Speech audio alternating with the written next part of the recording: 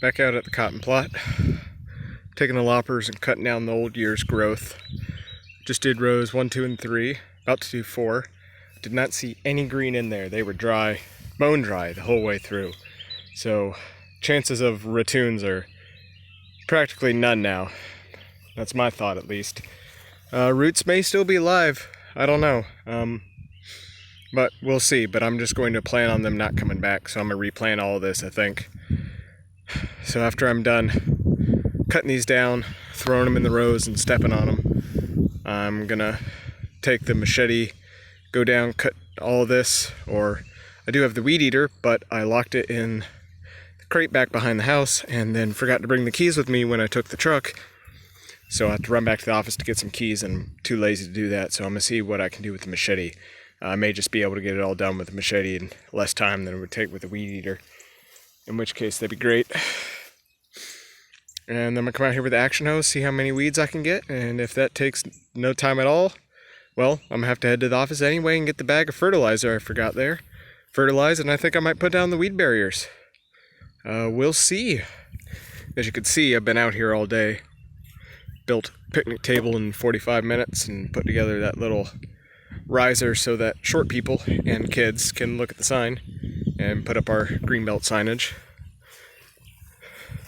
So this coronavirus has been great for my productivity because I'm able to get out here and do all this stewardship stuff. Well, I just cut down 4,4-D. As you can see, there looks to be a smidge of live tissue in there still.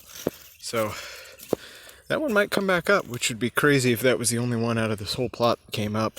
Was the best producer out of the entire thing. So that'd be crazy if it did. It would produce like a son of a gun this year. That'd be cool. So we'll see about that one. That one I'm definitely going to take note of.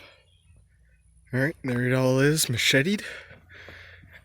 Down to a nice shag rug that's only took me about 20 minutes.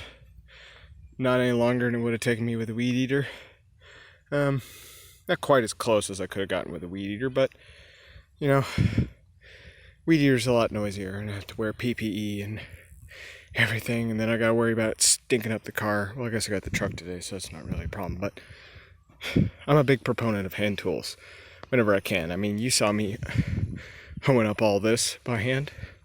However, when you can get a tractor to do it, get a tractor to do it. But when you have the option between hand tool and hand power tool, I opt for manual hand tool. However, if I got an option between manual hand tool and tractor every day. So I guess I'm gonna grab the action hoe and get to seeing if I can tear up some of these roots before I put down the weed barrier. Alright, well, I spent about a half hour and got the end caps done on both sides. And I got one side of row 1 done with the stirrup hoe. Then I gotta fly. Whew, man, I'm winded. I got blisters on my hands. So I think I'm just gonna try and do the tops of the beds this go around. Just get, you know, that off at the tops of the rows. That's all I really need to do. Weed barrier will smother the rest. That stuff won't come up. So we'll get that done, and then I'll see about putting the weed barriers down. I have to run back to the office and get all my fertilizer first. And just did tops of the rows after I failed at trying to do the sides of the rows because it took way too long. And that actually worked out really good because I was able to flatten out the rows and match, for the most part, the topography of the new row. So that got rid of most of the weeds. I may go back around and clean up around some of these. I need to put a little more elbow grease into row 1. And then I think I'm ready for the weed barriers. So once I clean that up, I'm going to run to the office, grab my fertilizer, come out here, fertilize all the rows. And once I've done that, then slap down the weed barriers. And then I'll just have to come out and plant. So having the weed barriers out here for another 2 weeks or so would be great. Be able to kill off some of these weeds, really cook them up. And it's supposed to rain tonight, so that'll allow me to soak in all this fertilizer, really get that weed barrier to hold some water and press in these rows. Alright, so I came out with the saddle hoe and I went and did both sides of the plant, and I'll be damned if I don't have ratoons. Look at that. So this is 2-3, 2-4, oh, 2-2, 2-3, 2-4.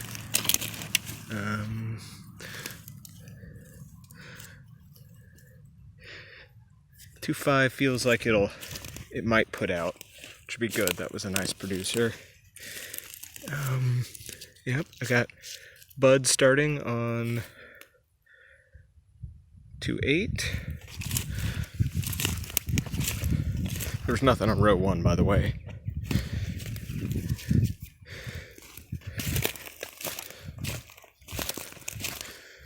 Let's see, some on 3-2, 3-3, 3-4, 3-5. Bud starting on 3-6. Bud starting on 3-7. Which would be good, because I think that was 3-7. No, that was 6. That was 7. 7 was a good producer. Nothing on 8. There's a bud starting on 9.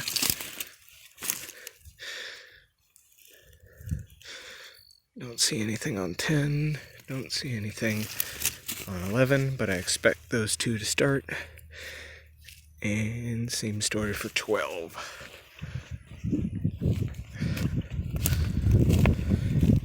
And we have a nice clear ratoon on 4-1. Nothing on 4-2. Nothing on 4-4, honestly. That's surprising. But I do suspect that one will come back. Bud coming out of 4-6. Bud coming out of 4-7. Nothing on 8. Nothing on 9. Nothing on 10. Nothing on 11. Nothing on 12. Nothing on... Well... Yeah, nothing on 13. So that's not bad. What was that, like... half of these 3? Maybe 30 of these 3? Better than I expected. This is, honestly, this is about the time I expected they would have come out. So I didn't see none of that last week. And, well, I mean, if I'm being honest, I didn't see any of it until I really started clearing around it. Because weeds were so damn thick. But, yeah. That only looks like a week's worth of growth, though, to me. So, winter was, in fact, as mild as I thought it was. And if we're lucky, we'll get half of these plants to come back. That's got a fungal infection. Let me see if there's any buds on one. Yeah, here's a bud starting on 6, 1-6.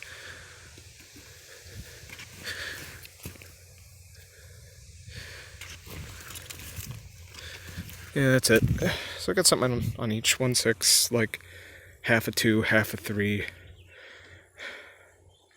third of 4, something like that. So I'll have to go back and document each one that's retooning. But now is the time for weed barriers. Also, that's 4,4-D. I couldn't help myself to step on it. Also, I did tell the museum I was going to bring that to them and offer it to them, but with all this coronavirus going on, I don't know if I could do that. Plus, I've got a big bag of cotton bowls I still haven't given them. But I'm thinking about taking that and stashing it in my house for the time being. However, it's big. I don't know how well this comes through on camera because I am a chunky lad and I'm 6 foot tall, but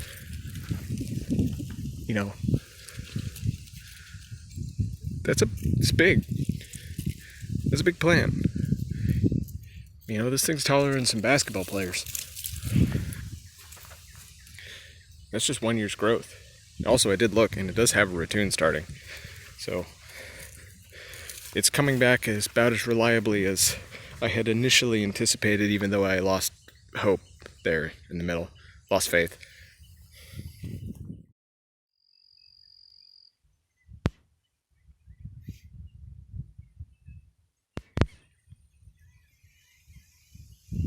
Not hungry? All right, more for me.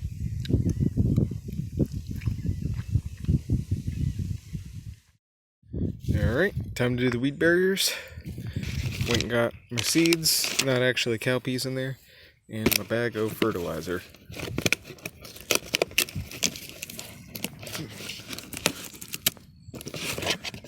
So, let's see what I've got for the whole plot. And these micronutrients are only for the rows themselves. So, I've got 13.3 ounces of manganese sulfate, 1.5 ounces of orthoboric acid, and 8.1 ounces of ammonium sulfate. Underneath all of that, 5 pounds of urea. And I only need 4.2 pounds of urea for the rows, so I'm going to take the rest of it and scatter it all around in the trap crops, which is going to be fun with the weeds. But actually what I saw with adding nitrogen fertilizers, it makes less weeds grow bigger, which makes them easier to weed because they're not as woody and there's not as many of them. And they're taller and they're thicker, so they're easier to pull up, and they're also softer, so they're easier to break up. So I guess I'm gonna get to do that once I get done with all that, which I think is gonna be fun because I got this beautiful breeze, which is gonna make my work a pain. I'm gonna try and get down these weed barriers. It's supposed to start raining at about 5. Usually, if this is coming from offshore, then it'll probably get to us earlier. If it's coming from inland, it'll probably get to me later, because we're pretty close to the ocean. We're about 2.5 miles to the Atlantic right now. Alright, well, I hadn't really thought about how I was going to get this stuff on there, especially this boron, how small it is. But I can always over-fertilize with the boron. That one's not too big a deal. So my initial thought is to just cut a whole corner in the Ziploc bag and sort of sprinkle it out. And I just went by with a watering can and put a light, about a gallon of water over all of row 1, and I'm going to try and divvy out 20% of this and get it on there, and hopefully the water will hold it down and keep most of it from blowing it away. And I'll have to do that with the rest of them. As can be anticipated, ran out of boron way too quickly. I was only able to do the first 4 rows, and each row got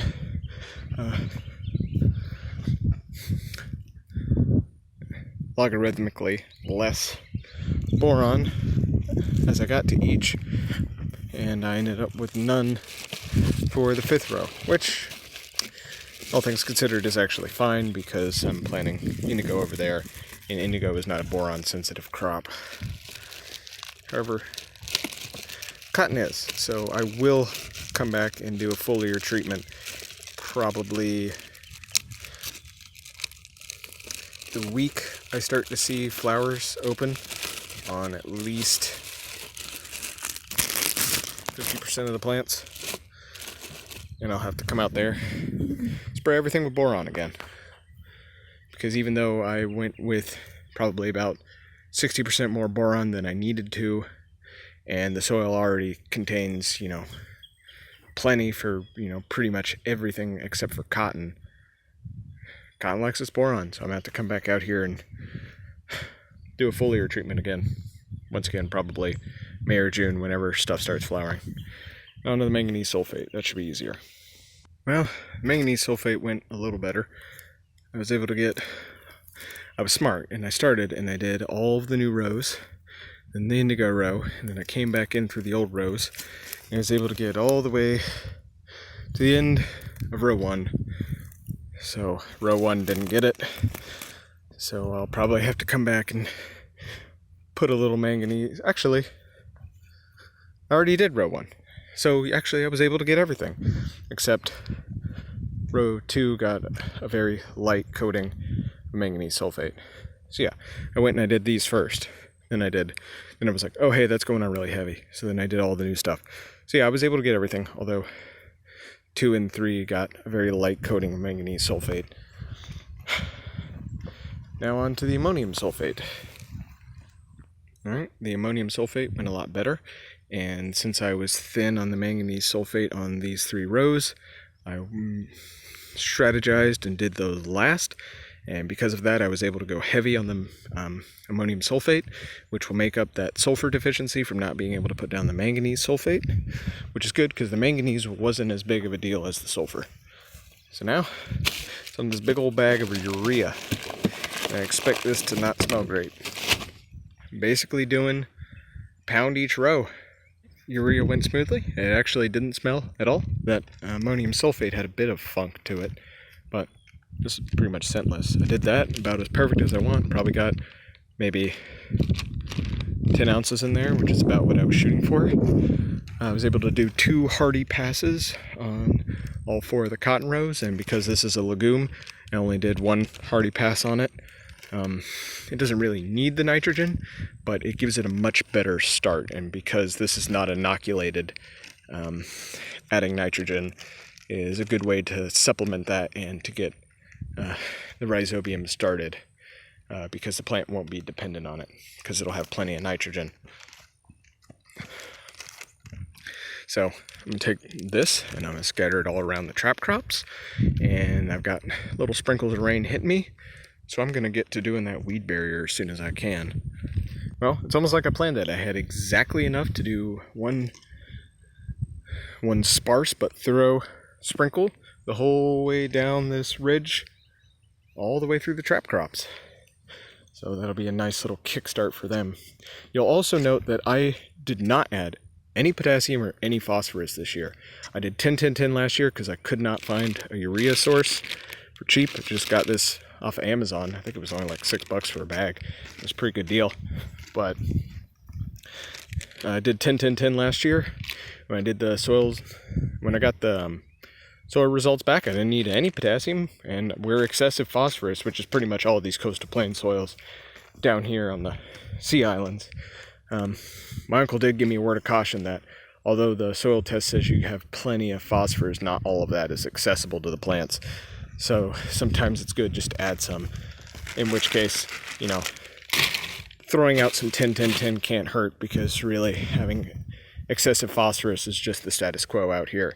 So if a plant will grow down here on the Sea Islands, it'll grow in excessive phosphorus.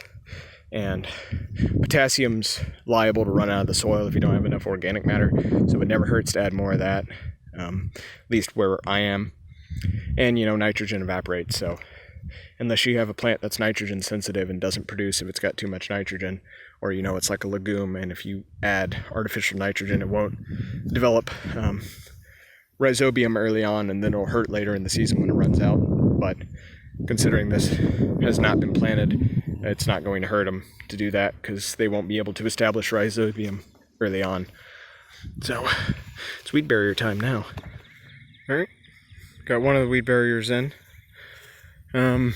Rain's really acting like it wants to come down. I've only got about 45 minutes till the forecast says it's supposed to rain. So we'll see how much I can get done. I would really like to get all of this done today if possible, but I don't think I have the time to roll all this out and do sod staples. So I think I'm going to break it in the centers because it's too much of a tripping hazard having it in there. So I'm gonna see if I can at least get the new stuff, because it's going to take me too much time to do the old stuff, because I have to cut out the old stems to let the ratoons get through. So I'm gonna see how much of these 4 rows I can get done today. All right. Only took me another 30 minutes once I got into the groove, but I was able to get all of the weed barrier down on the new beds, so we'll see how that holds up through this thunderstorm tonight. So hopefully we get some strong winds and torrential rain and it beats all of this in, and then I'm gonna try and come out here tomorrow morning and get the old rows. They're gonna be a bit more of a pain because I have to cut the weed barrier to fit over the stumps. However, that does also mean that I don't have to be as quick with the staples, and I don't need as many staples. Sorry, I got the stumps there, but I expect each one of those rows to take at least 15, if not 30 minutes to do. all this right here, these only took me about less than 10 minutes each. And that one took me like 25-30 minutes over there because I didn't quite know what I was doing. Turns out I don't need the mallet, and just push the staples in by hand. And I was using way too many staples per foot, so I was doing like 2 foot over there, and then I went to 3 foot, and then I ran out of staples too soon, and so then I went to 4 foot on these. So I've got exactly 1 bag of staples left. Had 3, so that's 6 out of 10. I've got 1 bag left, so I should be able to do 3.5 on these. Well, I was stuffing this down here under the house and noticed, a bunch of snake skins, and then I realized that's a copperhead there. That looks like a rat snake, but that's definitely a copperhead. So there was a copperhead living in that chimney right there. So, maybe I shouldn't be climbing down under here so much. Hopefully he won't be in my bag of weed barrier when I get here in the morning. Looks like I quit just in time. Rain's coming in. Not coming in heavy, but coming in nonetheless. So, we'll start packing up. Alright. Came out this morning with the rest of the weed barriers. It cooled off quite a bit, so no worry of copperheads. And I hate it when this happens. You can see right there, I wasn't able to get all of row 4. So plants 12 and 13 in the end cap are not covered. I hate when that happens. And it's so close that I'm just like, that's entirely my fault. If I'd just been a little bit more miserly on the ends, I would have had just enough. So, and I had a little 4-foot section that I accidentally cut off the landscape cloth when I was taking it out of the bag, and I had to sister that in to get 11 and 10 on row 4, as you can see right there. So I don't know what I'm gonna do with that. Neither of them were particularly productive, so I guess I can just give up on them and maybe knock down that row, or maybe I can come out here with a piece of cardboard and put that over it, or try and or get a tarp or something. So we'll see. Haven't figured that out yet. May just give up on them and plant a bunch of cover crops there. But yeah, that's all she wrote. That's all I can do before I put seeds in the ground. I'm hoping to do that in the next 2 weeks. It's April 1st, and I hope to have everything in the ground by April 13th. So I'd rather do that sooner rather than later, so that I don't get weeds coming up everywhere. But that's why I want to get the landscape fabric down as soon as possible, so that it'll keep weed growth off of the new rows. So we'll see how all this does. Some of these over here, they were coming up in the middle. None of the stakes on the outside pulled out, but some of the ones in the middle did.